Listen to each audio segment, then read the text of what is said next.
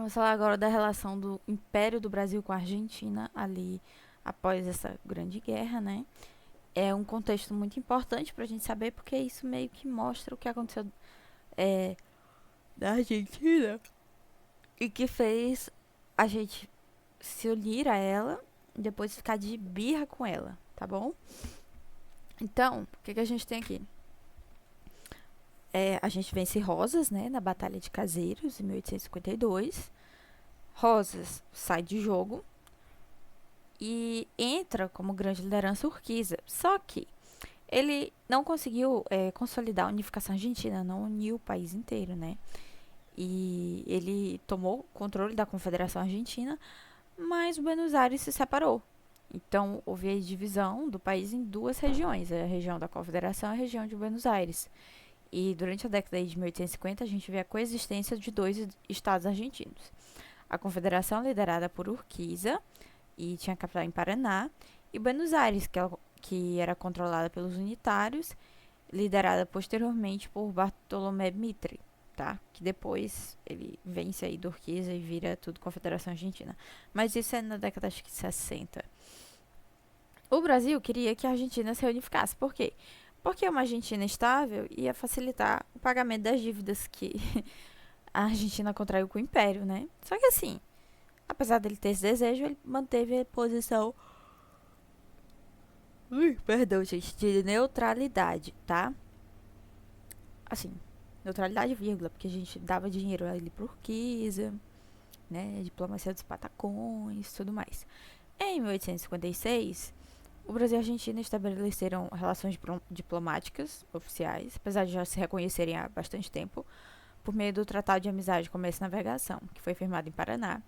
E foi não no Paraná, nosso estado, né, mas do Paraná. Paraná, com capital da Confederação Argentina. E esse tratado garantiu a livre navegação dos rios platinos, a neutralidade da ilha de Martim Garcia e o reconhecimento das independências do Uruguai e do Paraguai, tá? Além disso, ele consolidou temporariamente a influência brasileira no Prata, porque por meio desse tratado, né, a Argentina... Meu Deus! Ai, gente, eu tô só bocejando, perdão. A Argentina reconheceu a independência do Uruguai e do Paraguai. Quer dizer, ela não queria fazer, né?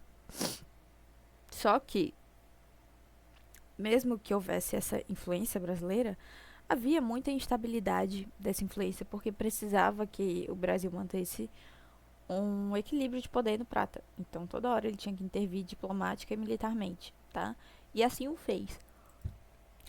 E essa intervenção veio aí até a Guerra do Paraguai, tá? Até um pouco depois, pra ser honesto. A disputa, voltando aqui para a Argentina, entre a Confederação e Buenos Aires continua até a vitória de Bartolomé Mitre na Batalha de Pavão, em 1861. E com o Mitre a gente vê aí a unificação argentina. E essa unificação argentina exercia maior influência sobre a Argentina do que a liderança portenha, isto é, de Buenos Aires, tá? O mais importante era que o país ficasse unificado. Inclusive, foi mais ou menos nessa época que o Brasil largou o Urquiza de mão, porque ele tava botando umas bancas lá, mas enfim. Em 1857, o Visconde Rio Branco, o pai do Rio Branco, ele negociou o acordo militar entre o Brasil e a Confederação, e no qual a Argentina ia apoiar o Brasil nas questões de fronteira com o Paraguai, em troca de um empréstimo de 300 mil patacões, né? Porque Urquiza era o chefe aí, né? Ele era liderado, ou era o líder da Confederação. Só que as relações entre o Brasil e Urquiza, assim, depois da Grande Guerra, foram marcadas por desconfiança e dificuldade, né? Não havia um tratado definitivo de paz depois da Grande Guerra. O Brasil não queria financiar campanhas contra Buenos Aires. Então, tipo assim, era uma situação de conflito, tá? Apesar desse conflito, o Brasil alcançou seus objetivos estratégicos principais, que eram garantir a livre navegação dos rios ali da região platina, preservar a independência do Uruguai e assegurar o reconhecimento da independência do Paraguai pelos outros estados platinos. Com a ascensão de Mitre e a unificação argentina, né, em torno de Buenos Aires, a gente estabilizou mais as relações entre Brasil e Argentina, e a Argentina se tornou uma aliada posteriormente na Guerra do Paraguai. Em 1862, a Confederação Argentina se transforma em República Argentina, ainda sob liderança de Mitre. E a gente vê também no Brasil a ascensão do Partido Liberal ao poder e aí uma nova fase nas relações, uma fase bem mais amistosa, porque os conservadores tinham o costume de serem mais contrários à Argentina, tá? Entre 1854 e 55 a gente vê, pessoal, voltando um pouquinho no tempo, né? Uma intervenção brasileira no Uruguai. Isso aqui, quem fala bem disso, que eu sei, é o professor Rômulo, do Espaço Zeitgeist, um divo, cheiro pra ele. Ele trabalha isso, ele tem uma aula enorme sobre isso. Não trouxe uma aula enorme, vou falar um pouquinho, né? No que eu encontrei, tá? A gente vê que há muita instabilidade no Uruguai, depois dos conflitos. Perdão, gente, tô bocejando, não sei porquê. Das décadas de 40 e 50, a gente vê uma maior rivalidade ali entre brancos e colorados. E essa rivalidade leva que Venâncio Flores, que era líder colorado, leva ele a solicitar apoio brasileiro em 1854. O Brasil, então, ele responde a esse apoio e intervém no Uruguai militarmente, entra lá, tá? Isso meio que é visto como ensaio geral para a intervenção de 1864, porque vai antecipar alguns métodos que foram utilizados ali nos momentos anteriores à Guerra do Paraguai, tá? O Partido Conservador, ele tinha uma perspectiva realista e o objetivo dele, assim, era preservar a posição do Brasil como principal potência do Cone Sul, né? Utilizando a diplomacia, a política e o uso da força para conseguir esse objetivo. O Soares de Souza, ele foi o principal formulador da nossa política externa para o Prata, na época, eu já falei isso para vocês. Ele tinha como base dessa política a busca pela estabilidade regional e o equilíbrio de poder, e ele não objetivava expansionismos. De novo, o Brasil não precisava, o Brasil nunca precisou ser tão expansionista assim depois que teve suas fronteiras delimitadas, né? A estratégia do Brasil no Prata era basicamente conter Buenos Aires, preservar a independência do Uruguai e Paraguai e garantir livre navegação dos rios, como eu já falei, e objetivos que a gente alcançou posteriormente, né? O Paraguai e o Uruguai, como estados independentes, era uma coisa muito importante, porque eles eram estados tampão, né? E que impediam que houvesse uma hegemonia argentina no Prata. Enfim, voltando para a intervenção brasileira, era uma intervenção que tinha como base alguns compromissos jurídicos do Tratado de Aliança de 1851. Lembrando que o Brasil assinou vários tratados com o Uruguai, tá? E esse tratado previa auxílio ao Uruguai em caso de ruptura institucional, né? Os 5 tratados, que foram de aliança, comércio e navegação, limites, extradição e auxílio pecuniário, eles estruturaram toda a influência do Brasil no Uruguai, transformaram o Uruguai basicamente num semi-protetorado brasileiro, e também criaram mecanismos de dependência financeira e política. O tratado de auxílio pecuniário, ele deu início à diplomacia, quer dizer, ele deu início à diplomacia do Patacão, porque foi o tratado de 1851, tá? E aí, nesse período, o Brasil ele se tornou o principal credor do Uruguai e tinha grande influência regional, né?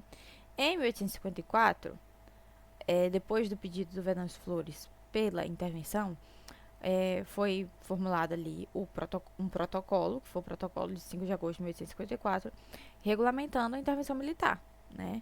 Então, estabelecendo as regras, entre aspas, o mandato do Brasil, eu uso esse termo porque é o termo usado em missões de operação de paz da ONU. E era basicamente falar o que o Brasil tinha que fazer, quais eram os direitos e deveres do Brasil nesse contexto, né? E os objetivos, que eram não aumentar a influência do Brasil na região, mas trazer estabilidade para o Uruguai. Então, nesse momento, a gente viu uma intervenção, entre aspas, bem sucedida, porque resolveu temporariamente o problema, mas logo na década de 50 a gente viu que teve de novo uma intervenção do Brasil que levou à Guerra do Paraguai, tá? Apesar disso, a intervenção mostrou que o Brasil tinha capacidade de combinar alianças regionais e força militar, principalmente contra o Oribe, no Uruguai, e depois contra Rosas, em Buenos Aires, tá? Entre 54 e 55, o Brasil enviou algumas tropas para o Uruguai, manteve presença naval na região, tá? Utilizou a força como instrumento de dissuasão e também de proteção dos interesses nacionais. E o objetivo da ordem, justificativa, na verdade, era preservar a ordem constitucional do Uruguai e cumprir compromissos internacionais que o Brasil se comprometeu a assegurar que o Uruguai fosse pacífico, que a intervenção na Guerra Grande tivesse objetivos de autonomia para o Uruguai e não de interesses próprios, enfim. E, tipo assim, uma das questões da intervenção e que era sempre lembrada era que essa ação, ela tinha o objetivo de preservar a ordem constitucional e não de anexar ou estabelecer o Uruguai como protetorado brasileiro, né? Então, por isso, o Brasil, ele manteve neutralidade formal em relação aos conflitos internos do Uruguai e ele falou que estava agindo ali para apoiar a legalidade, apoiar a estabilidade política, entendeu? Não para apoiar necessariamente os colorados. Além disso, o Brasil também queria impedir um possível vazio de poder no Uruguai que pudesse ser ocupado por Buenos Aires, tá? Então o pessoal estava assim, ainda muito reticente com a Argentina. Nesse contexto, o Venâncio Flores, ele se tornou um aliado estratégico do Brasil, ele teve que sair durante a intervenção e depois da intervenção também saiu do poder, depois voltou às vésperas da Guerra do Paraguai. Mas ele tinha muitas tendências autoritárias, tá? E isso acabou gerando alguns desgastes nas relações bilaterais. Com as relações com Venâncio Flores durante essa intervenção, o Brasil ele foi negociar para tirar as tropas, né? O problema principal já tinha sido resolvido, que era uma pacificação, entre aspas, dos conflitos entre colorados e blancos. E aí o Brasil enviou a missão Abaeté, não sei como é que fala, e era uma missão com o objetivo de negociar a retirada das tropas. E eles viram que, tipo assim, o Brasil estando lá não ia tipo, lidar com o problema. As questões internas do país têm que ser resolvidas internamente. Outros países vão entrar no meio, mas não resolve, né? E aí o Império, vendo isso, falou, não, vamos sair. Se o que acontecer aqui e o que acontecer aqui no Uruguai vai ser a responsabilidade do Uruguai. O Império não vai ter nada a ver com isso, né? Além disso, o Império também tinha limitações materiais, não tinha tantos recursos militares, não tinha tanto dinheiro assim, né? Então ele não podia passar vários anos no exterior. Não é que nem, eu vou falar assim, não é que nem os Estados Unidos, que ficaram quantos anos no Afeganistão? Uns 20 anos no Afeganistão? A gente não faz isso aqui. Passaram, sabe-se lá quantos anos no Iraque? Pois é, não é uma coisa que acontece aqui, tá? Então, o Brasil ele tinha esse objetivo de equilibrar a influência regional com o respeito à Convenção de 1828. E quando eu falo dessa convenção, é aquela convenção que ele assinou com a Argentina, no caso das Províncias Unidas, né, para criar o Uruguai. E o Brasil, que era um garantidor da soberania uruguaia, tinha que respeitar a convenção que ele próprio assinou tantos anos antes, ok? Apesar de que tenha havido a retirada das tropas já em 55, ou seja, a intervenção durou aí um período de mais ou menos um ano, o Brasil conseguiu, por meio dessa intervenção, manter os colorados no poder por mais um tempo. Só que na década já de 1860, os blancos chegam ao poder e eles contestam os tratados da década de 50, criticam muito a atuação do Brasil, a influência brasileira no Uruguai e depois de tanto provocarem, eles levam uma nova intervenção já em 1864. Intervenção essa que causa o início da Guerra do Paraguai, porque o Paraguai ficou ofendido no lugar do Uruguai e invadiu aí e atacou o Brasil, na verdade. O Prata, ali após a Grande Guerra. A gente tinha na América do Sul, né, para o Brasil, dois grandes subsistemas, o do Prata, que era o prioritário, e o do Pacífico. Tinha pouca relevância, assim, estratégica. Pouca não, tinha menor relevância estratégica, até, né? A Bacia do Prata era a principal área de atuação internacional do Brasil. A gente tinha fronteiras vivas, a gente tinha muito comércio, migrações, vínculos familiares, pessoas circulando, disputas políticas, até animal a gente circulava. A Amazônia, com fronteiras pouco ocupadas, com difícil integração, nem demarcação não tinha. não era um ambiente assim propício para a gente negociar a questão de fronteira, ou negociar a questão de fronteira não, perdão, para a gente lidar com políticas externas fronteiriças, tá? A região para isso era a região platina, porque era o maior espaço ali de interação e de conflito entre o Brasil e os vizinhos sul-americanos.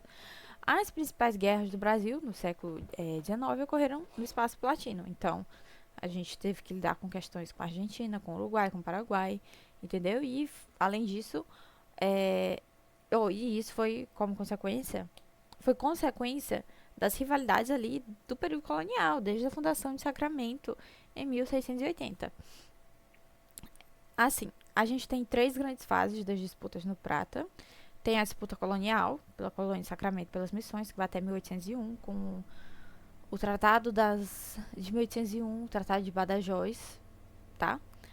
Depois a gente vê, a partir da chegada da coroa portuguesa, uma expansão portuguesa ali durante o período joanino, que leva até mesmo a incorporação da banda oriental, o atual Uruguai.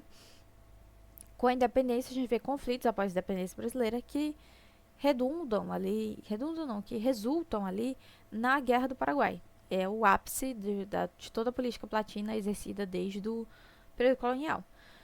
Após a Guerra do Paraguai, a gente começa a ver projetos mais, eu não digo nem integracionistas, mas mais cooperativos, tá? Entre o Brasil e os países platinos. A primeira grande guerra internacional do Brasil foi a Guerra da Cisplatina, travada contra as Províncias Unidas do Rio da Prata, né? E contra as forças orientais, ou seja, uruguaias. E o resultado foi um embate técnico com mais sensação de derrota para o Brasil, que levou a uma independência uruguaia, tá? Isso, todavia, não eliminou as rivalidades regionais. Ainda havia muitas disputas políticas ali que eram diretamente influenciadas por questões internas da Argentina, do Uruguai e do Brasil. A Argentina estava ali entre 1828 e 1851 dividida entre os unitários federalistas, o Uruguai entre blancos e colorados, o Brasil, entre aspas, dividido, e eu boto isso muito entre aspas, entre liberais e conservadores, mas na década já ali, a partir da década de 40, a gente vê uma predominância conservadora e centralizadora, tá?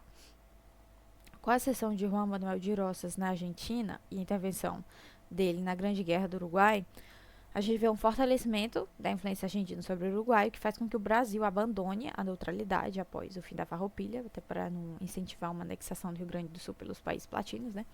E ele começa, principalmente na década de 50, a realizar intervenções diretas, né?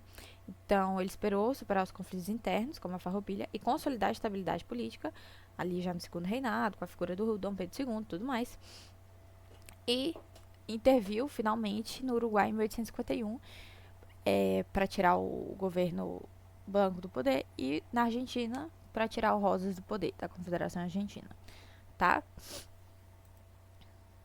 Próximo slide. Paciência, pessoal, paciência. Acho que meu computador travou e eu não tô vendo a tela. Ah, agora voltou. Sucesso. E aí, o que aconteceu? A Guerra do Paraguai foi a última grande intervenção do Brasil no Prata, durante o Império. Até depois do Império, o Brasil não agiu de forma tão expressiva no Prata depois do Império, não. E o Brasil tinha se aliado ao Uruguai. Ele interviu no Uruguai, quando ele derrubou o governo do Uruguai, ele se aliou ao Uruguai, tá?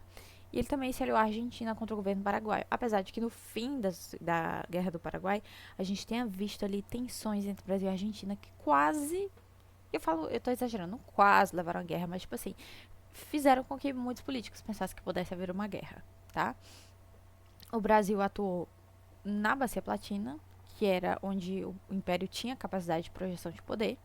Então ele não ia pro sul da Argentina fazer alguma coisa, entendeu? Ele não ia pro Alto Peru, ali na Bolívia, fazer alguma coisa. Não, ele ficava ali na região do Estuário da Prata mesmo, sabe? Região fronteiriça, onde dava. E, assim, isso era motivado pela proximidade geográfica do sul do Brasil a essa região e as relações históricas com os países vizinhos, né? Posteriormente, a gente vê que o Barão do Rio Branco reconhece que a influência do Brasil era muito mais eficaz sobre o Uruguai, o Paraguai e a Bolívia, porque o contato com as outras áreas da América do Sul era muito limitado por barreiras geográficas, como o sertão, né, barra cerrado ali do centro-oeste, e a Amazônia, no norte.